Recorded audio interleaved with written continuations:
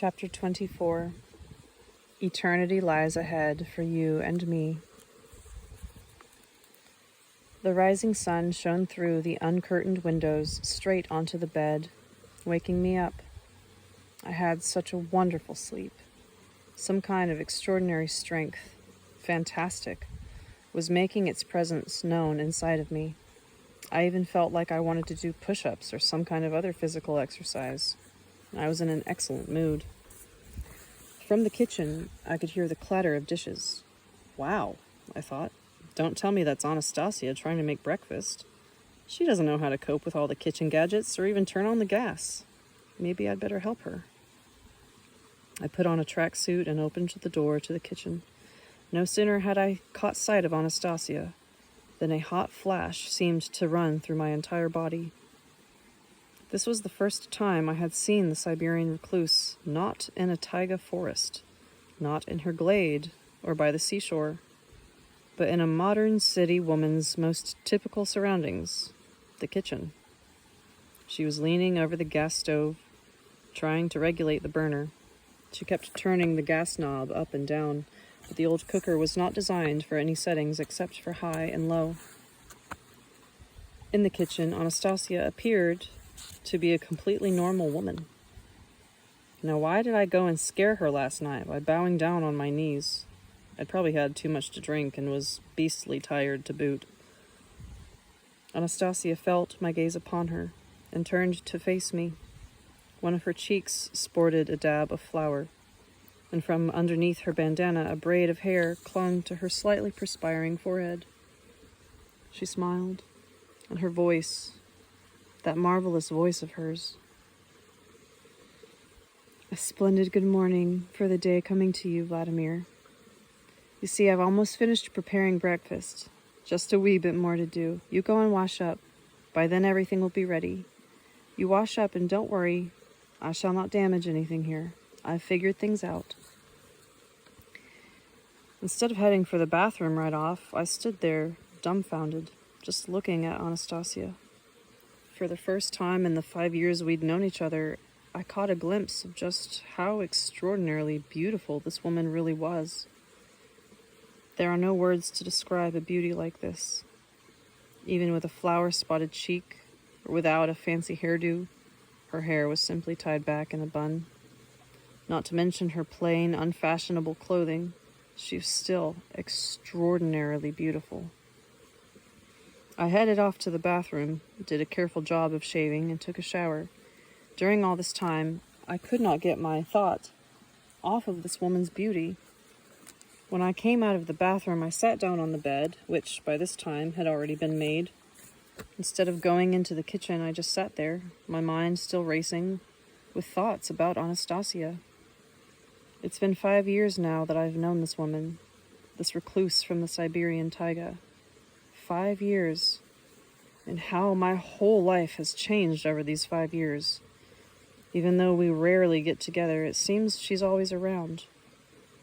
And now it's really her. Of course, it was thanks to her that I was able to patch up my relationship with my daughter. We get along famously now. As for my wife, well, even though I haven't been home in 5 years, I have spoken with her on the telephone, and I can tell by her voice that my wife now speaks to me without any sense of coldness or resentment. She tells me that everything's fine with the family. Anastasia. After all, she was the one who cured me. The doctors weren't able to, but she was. I knew myself that I was in danger of dying. And she cured me. She made me famous, too. Now I'm getting big royalties for my books. They're still her words, after all.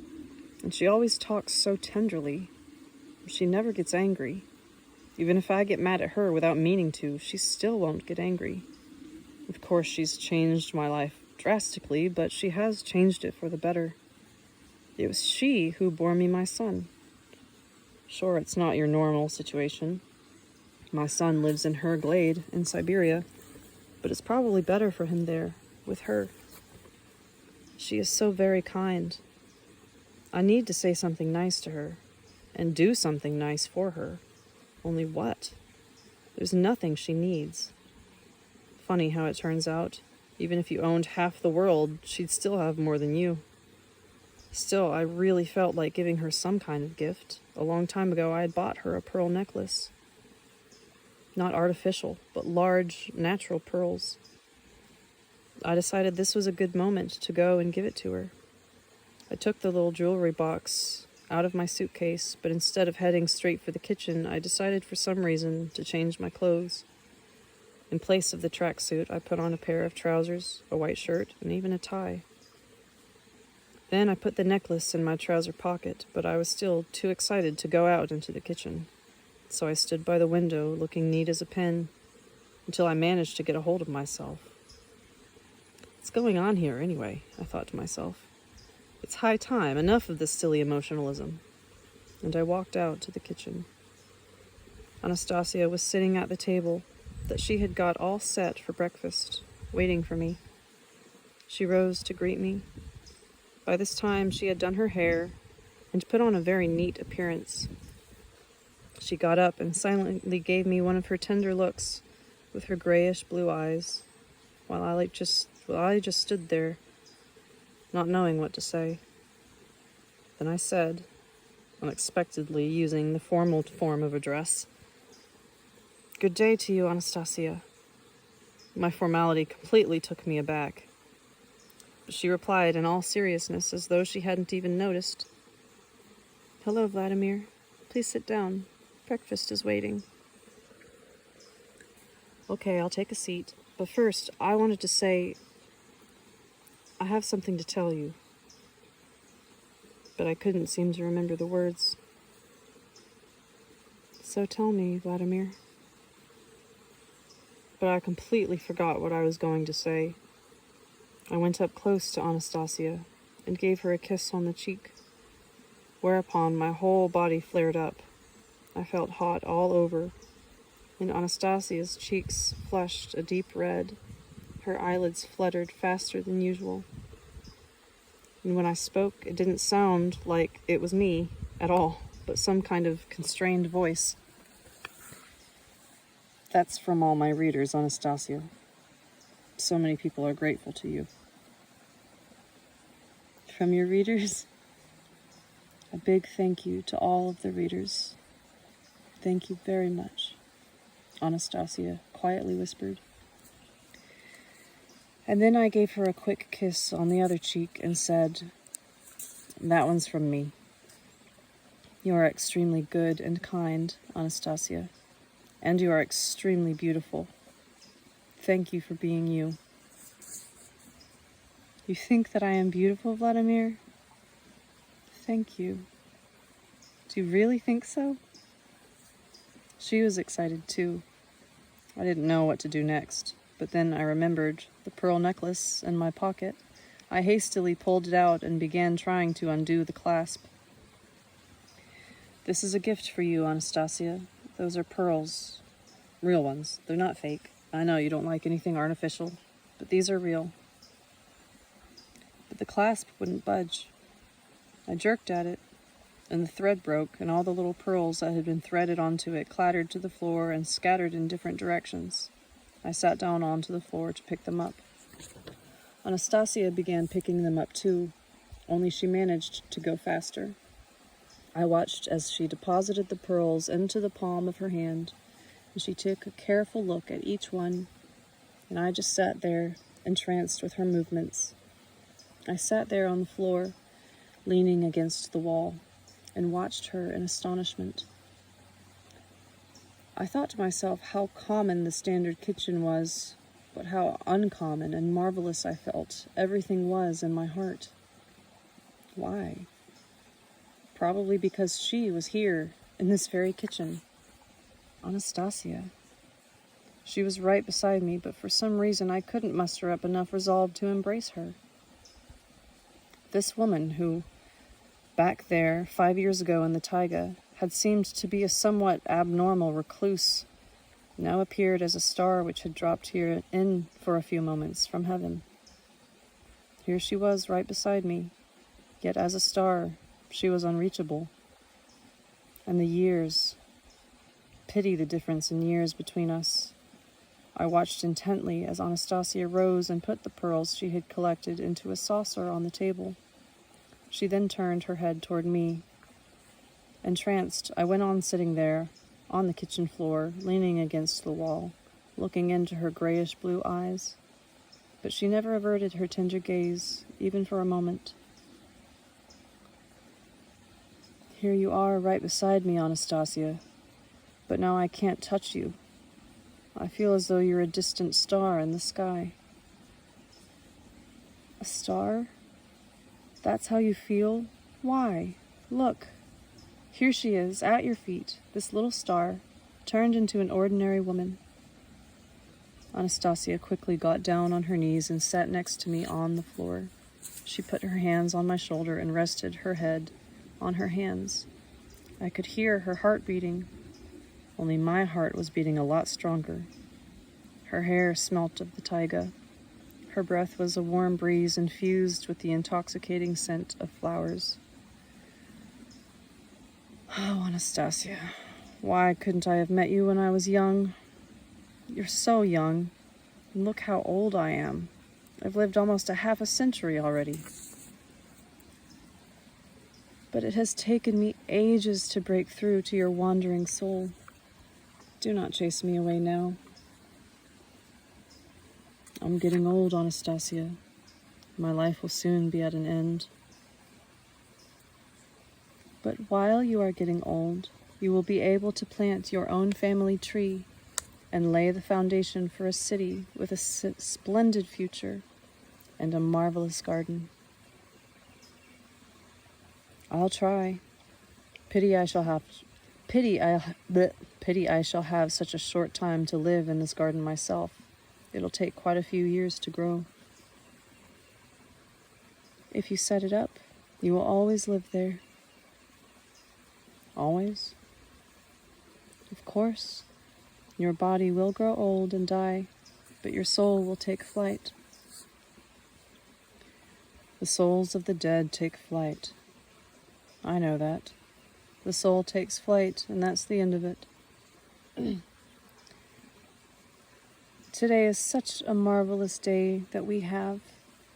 Why are you creating a joyless future, Vladimir? You are creating it for yourself. It's not me creating it. That's objective reality, plain and simple. First comes old age, then death, for everybody. And even you, my dear, sweet dreamer, cannot come up with any other scenario.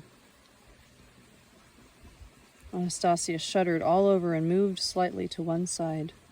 Her kind and cheerful eyes peered into mine and sparkled, radiating a joyful confidence that nothing could withstand.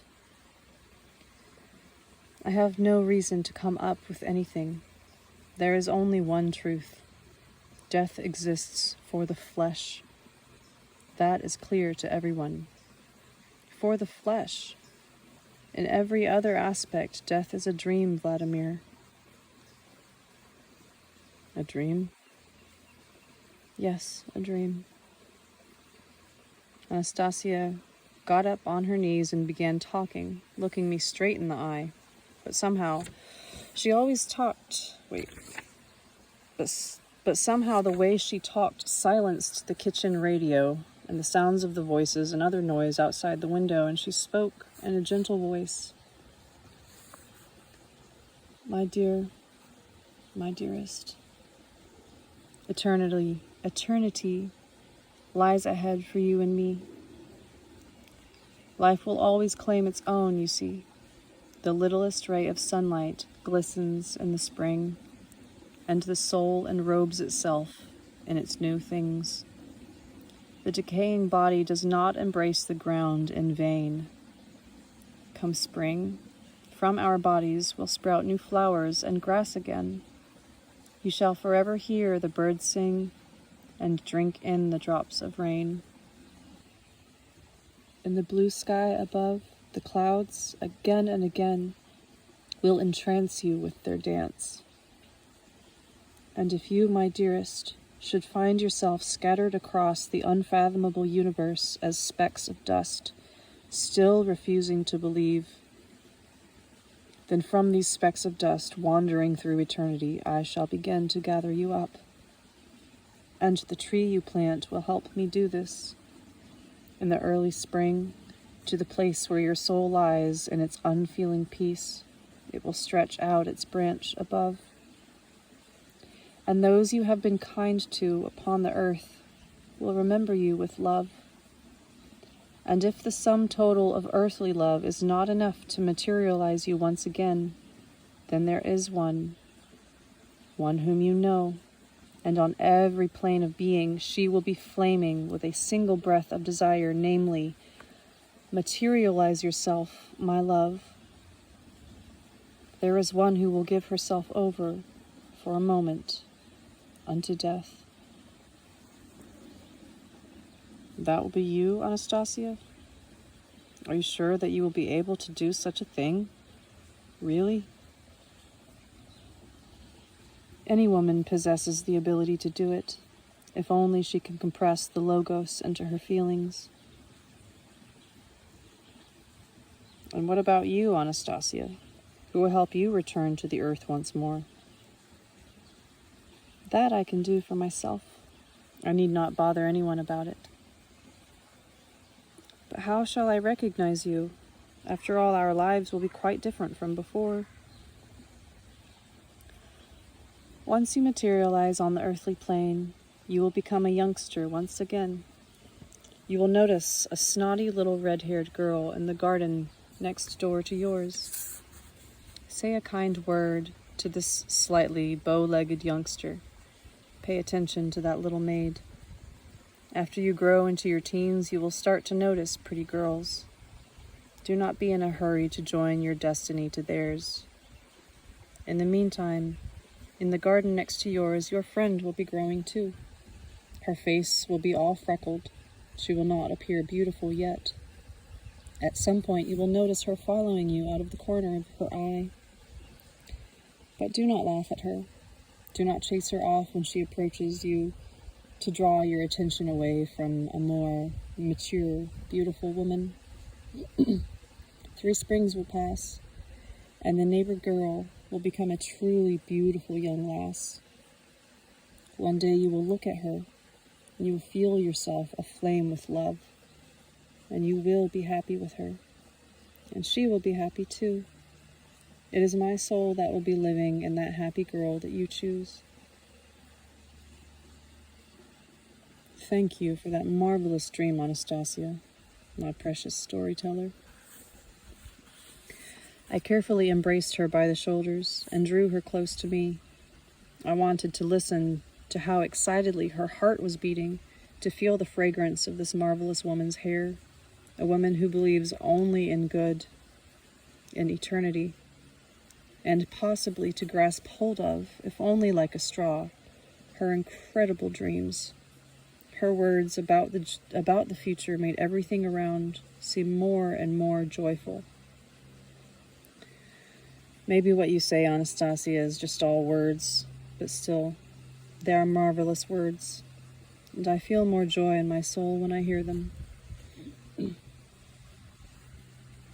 The words of a dream can set a tremendous energy in motion. Man creates a future for himself through this dream, through the thoughts he cherishes. Believe me, Vladimir, everything will happen for the two of us exactly as I have described. But you are free in your dream, and you can change anything you like just by speaking different words. You are free. You have the liberty, and every man is a creator for himself. I shall change none of the words, Anastasia, spoken by you. I shall try to believe in them. Thank you. What for? For not spoiling eternity for the two of us. On this splendid sunny day, the two of us swam in the sea and sunned ourselves on the deserted seashore. That evening, Anastasia took her departure. As usual, she asked me not to see her off. I stood on the balcony and watched as she made her way along the pavement by our building, her head covered with her kerchief, wearing the plainest of clothing and carrying her handmade cloth bag. She walked along, trying not to stand out amongst the other pedestrians. This same woman who had created a splendid future for the entire country. And it definitely will come. People will turn her dream into reality and start living this splendid world themselves. Before disappearing around the corner, Anastasia paused, turned in my direction, and waved. And I waved back in farewell. I could no longer make out her facial features, but I was sure that she was smiling. She is always smiling, because she believes in and creates only good. Perhaps it has to be that way. I waved back, whispering to myself, "Thank you, my dear, sweet Anastasia."